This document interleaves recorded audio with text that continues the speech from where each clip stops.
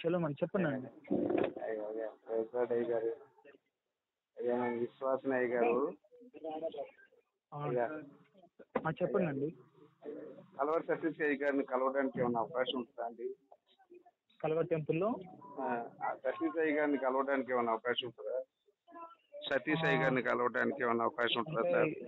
హైదరాబాద్కి వెళ్ళి ఒకసారి మాట్లాడినండి. విజిటింగ్ అవర్స్ అయ్య గారు చెప్తారు, అనౌన్స్ చేసినప్పుడు మీరు మాట్లాడచ్చు. ఎప్పుడండి? అయ్యగారు అనౌన్స్ చేస్తారండి, చేసినప్పుడు నేను మీకు తెలియజేస్తాను.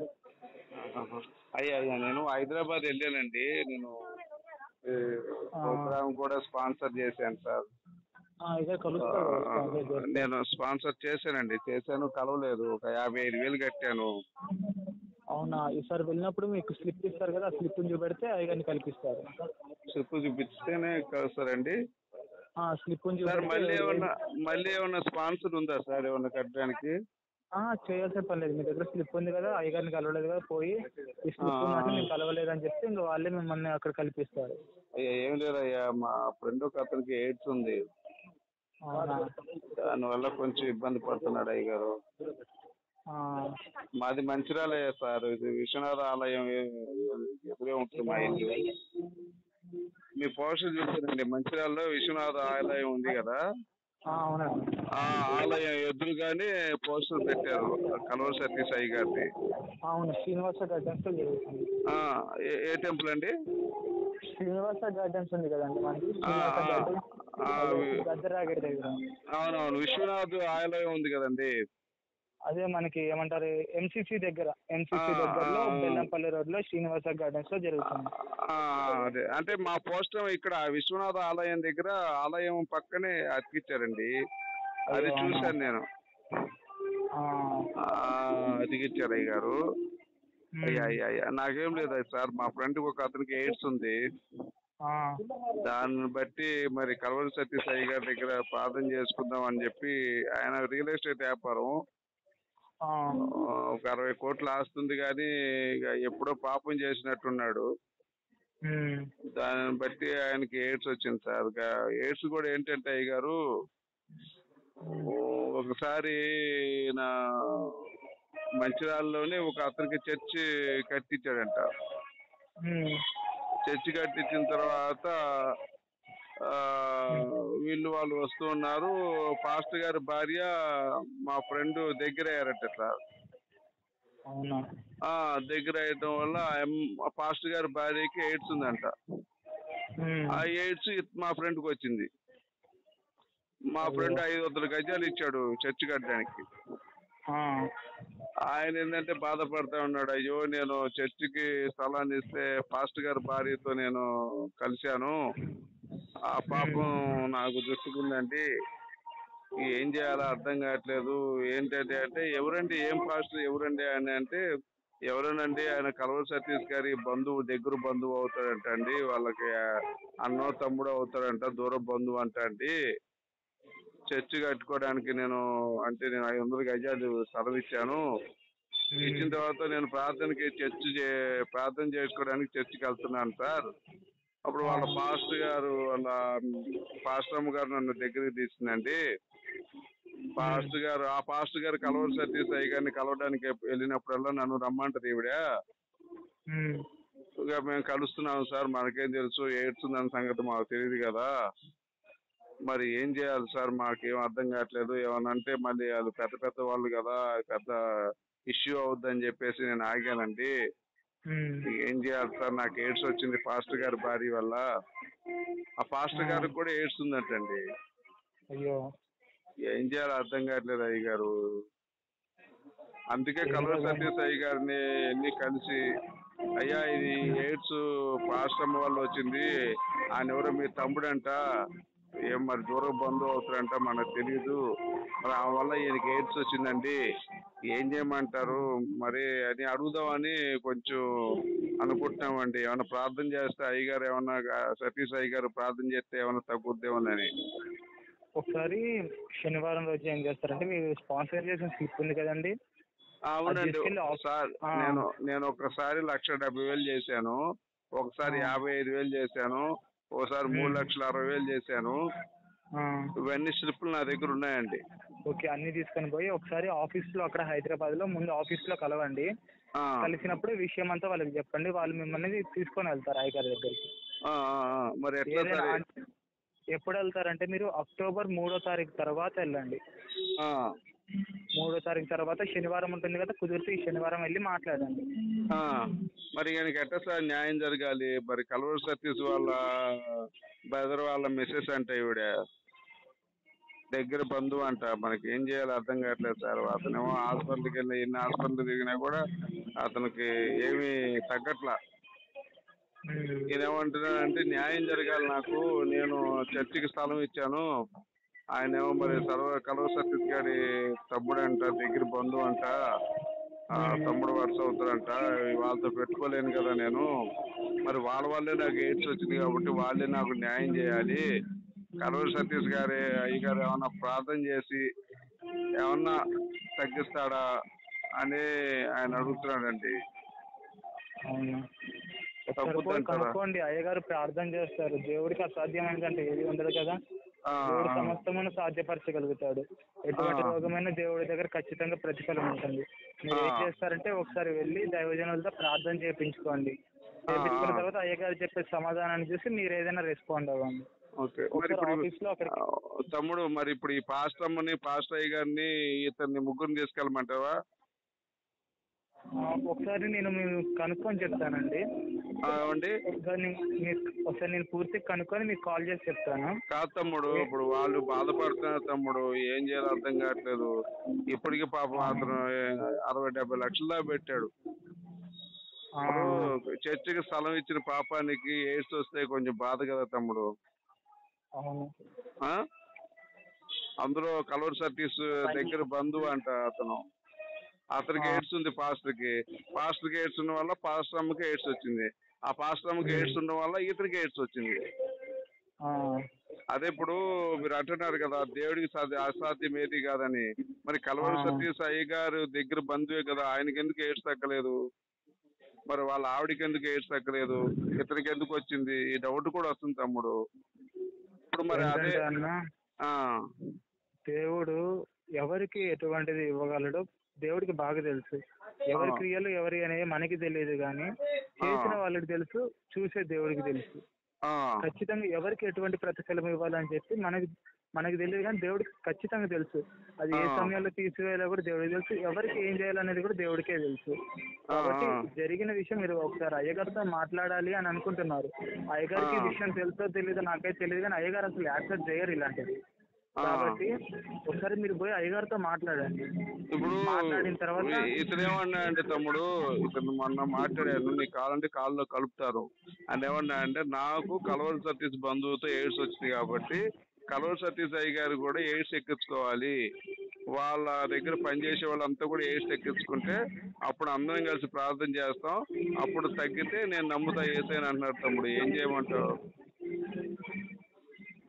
తమ్ముడు? అన్న ఒకటన్నా, అంటే నేను చెప్పేంత పెద్దవాడిని కాదు, నేను అంత కాదు, కానీ నార్మల్ గా నేను చెప్తున్నాను. చెప్పకూడదో తెలియదు, కానీ ఏంటంటే వేరే స్త్రీతో వెళ్ళడం అనేది తప్పు.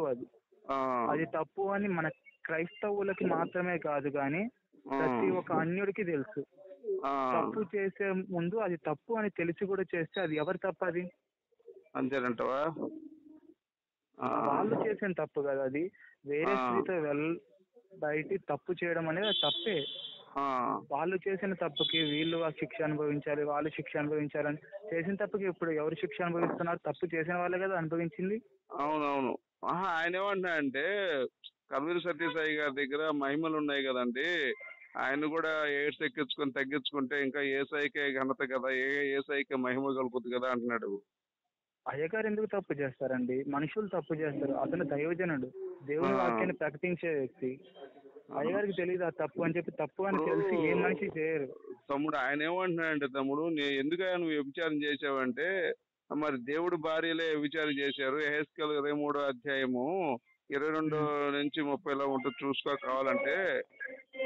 అందులో యెహోవా అంటాడు ఆయన తన భార్యల గురించి, కాబట్టి మీరు నన్ను కాదని బహుగా వ్యభిచారం చేశారు, కాగా మిమ్మల్ని మంచి బలాదురులకు వీరులకు సూర్యులకు అప్పగింతును. వారు మీ కుమారులను కుమార్తెలను కత్తివాతమున హతము చేయను, అగ్నిలో పడవేసి కాల్చును, మీ అందరిని సర్వనాశనము చేయను అని తన భార్యల గురించి ఆయన చెప్తాడు. అవును. అంటే యెహోవా ఉంటాడు కదమ్మా. యెహోవాకి 2 భార్యలు ఉంటారు, అహోలా ఒహోలీబా. వాళ్ళు ఏం చేస్తారంటే మనుషులతో వ్యభిచారం చేస్తారు.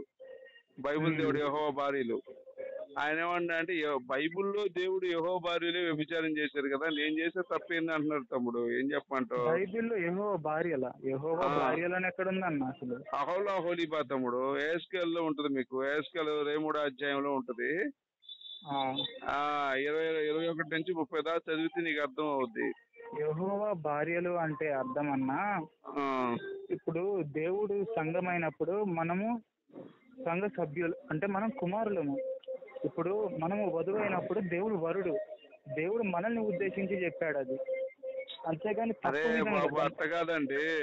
ఆయన ఒక మాట కూడా అంటాడు, వారు తమ సనుమనులు మనుషుల చేత పిసికించుకుంటురి, యవ్వన కాలం అందే వారు సనుమనులు పిసికించుకుంటురి. వారు గుర్రమంటి అంగముతో గాడిదంటి వీర్యము గలవానితో అహోలా హోలీబా బాగుగా వ్యభిచారం చేశారు, బాగా సెక్స్ చేశారు అన్నారు. ఇప్పుడు మనం ఉన్నాము, మనకు సొల్లు ఉండవు కదా, మనకేం పిల్ల ఉండదు కదా. ఇప్పుడు అట్లా అనుకున్నా మనం యెహోవా భార్యలే అనుకుందాం తమ్ముడు. అట్లా అనుకుందాం, యెహోవా మనకు మొగుడు అనుకుందాం. మనకు సొల్లు లేవుగా, మనకి పిల్ల లేదుగా దెంగించుకోవడానికి గాడిలతో గొర్రెలతో కదా కదా. ఆయన రియల్ గా చెప్తున్నాడు. ఎహెజ్కేలు 23వ అధ్యాయము మీకు 46 నుంచి 57 దాకా చూడు. వేశ్యలు వ్యభిచారం చేసినట్టు చెప్పేది, వేశ్యలు వ్యభిచారం చేసినట్టు తన భార్యలు వ్యభిచారం చేస్తున్నారని మొత్తుకుంటాడు ఆయన. నేను వారిని సైన్యానికి దోపుడు సొమ్ముగా అప్పగించేదను, వారు రాళ్లతో ఖడ్గముతో చంపుదురు, వారి కుమారులను కుమార్తెలను చంపుదురు. అంటే వాళ్ళ భార్యల గురించి మీరు చెప్పారు. భార్యలు అంటే ఇశ్రాయేలీయులకు సంబంధించిందని నాకు అర్థమైంది. ఓకే, నేను చెప్పేది ఏంటంటే గమనించండి, తప్పు చేశారు, చేసినప్పుడు దేవుడు శిక్షించకుండా వదిలేశాడా? కాదు తమ్ముడు, తప్పు చేసింది ఎవరు? యెహోవా భార్యలు తమ్ముడు. వారు నాకు ప్రదానం చేయబడి ఉన్నారు. అహోలా హోలీబా అనే 2 ఆడపిల్లలు వారు నాకు ప్రదానం చేయబడగా వారు మనుషులతో వ్యభిచారం చేశారు బహుగా. వారు చనుమలను పురుషులతో నడిపించుకున్నారు, బాగా నడిపించుకున్నారు. వారు గుర్రమంటి అంగముతోనూ గాడిదంటి వీర్యం గలవానితోనూ బహుగా వ్యభిచారం చేశారంటారు. గాడి అంత వీర్యం వదులుద్దో గుర్రానికి ఎంత ఉంటుంది మడ్డ? తమ్ముడు చెప్పేది ఇప్పుడు గుర్రానికి ఎంత ఉంటుంది మడ్డ? దాదాపుగా ఒక గజం ఉంటది, గజం లోతు. అంటే ఇప్పుడు అహోలా ఓలీబాకి ఎంత లోతు ఉండాలి? గజం లోతుంది అనమాట. అంత గుల ఉంటుంది వాళ్ళకి, ఇద్దరికి భార్యలకి. ఇప్పుడు యెహోవాకి మగతనం లేదని చెప్పి వాళ్ళు డిసైడ్ అయిపోయి యెహోవా అనేవాడు కొజ్జోడు, వీడికి పడికిరాడు అని చెప్పి వాళ్ళు మనుషులతో వ్యభిచారం చేశారు. అది బాధపడుతున్నాడు తమ్ముడు యెహోవా దేవుడు. అది ఈయన కోడి చేశాడు మా ఫ్రెండు తమ్ముడు. ఇప్పుడు ఏం చేద్దాం తమ్ముడు, వాడేం మొత్తుకుంటున్నాడు బతకలా చావాలా. ఇప్పుడు నాకేం సంబంధం లేదు, ఇదంతా కూడా కలవరి సతీష్ బంధువు వల్ల వచ్చింది కాబట్టి కలవరి సతీష్ కూడా ఎయిడ్స్ ఎక్కించాలి. కలవరి సతీష్ దగ్గర ఎంతమంది పని చేస్తున్నారు వాళ్ళందరికీ ఎయిడ్స్ ఎక్కించి మళ్ళీ ప్రార్థన చేసి తగ్గించుకోమను, నాకేం ఇబ్బంది లేదన్నారు తమ్ముడు. ఏం చేయమంటావు? బ్రదర్ ఏంటంటే నేను మళ్ళీ మీకు కాల్ చేస్తాను, ఇది ఆఫీస్ మొబైల్ కదా, నేను కాల్ చేస్తాను మళ్ళీ మీకు. నేను కనుక్కొని చెప్తాము, నేను మాట్లాడతాను నీకు తెలియకపోతే. ఓకే బ్రదర్, నేను ఇస్తాను వాళ్ళతో, నేను మీకు కాల్ చేపిస్తాను. ఒకసారి నెంబర్ చెప్పు, నేను నోట్ చేసుకుంటాను. నేను మీకు హైదరాబాద్ ఆఫీస్ నెంబర్ ఇస్తాను. హైదరాబాద్ ఆఫీస్ నెంబర్ ఒకసారి చెప్పు తమ్ముడు, నేను లైన్ లో ఉన్నా కదా, మళ్ళీ కట్ చేయడం. చెప్తాను. చెప్పు.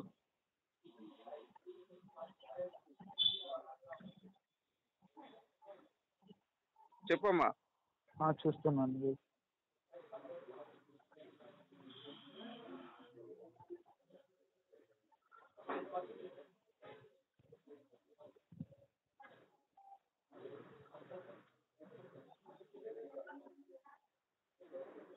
హలో బ్రదర్ తీసుకోండి బ్రదర్.